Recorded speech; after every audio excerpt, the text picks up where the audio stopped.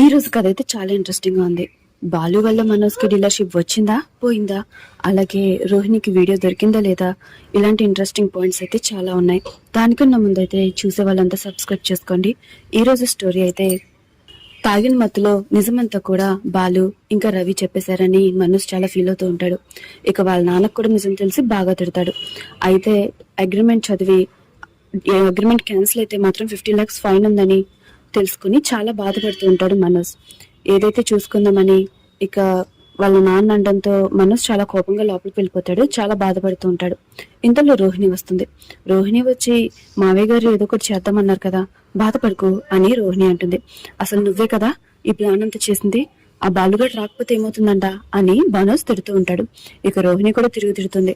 అయినా రిలాక్స్ గా ఉండమని ముందు వెళ్ళి ఫ్రెష్ అవ్వమని చెప్పి తనని పంపించి తన కోట్ తీసుకుని వెంటనే తన కోట్లో ఉన్న బాలు ఫోన్ తీసుకుని తన బ్యాగ్ లో పెట్టేసుకుంటుంది రోహిణి. ఇక బాలు మీనా వాళ్ళ నాన్న అందరూ కూడా హాల్లో ఉంటారు. ఇక రవి వచ్చి బాలుతో మాట్లాడతాడు. ఇంతలో ఆ డీలర్షిప్ ఇచ్చిన అతను వస్తాడు.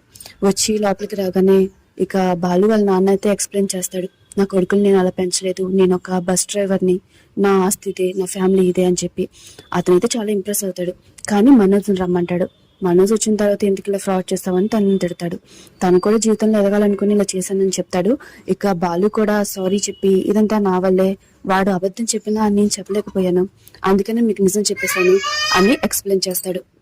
ఇక అగ్రిమెంట్ తీసుకొని నువ్వు నాకు 50 లక్షలు ఫైన్ కట్టాలి అని అతను అనగానే అందరూ కూడా షాక్ అవుతారు.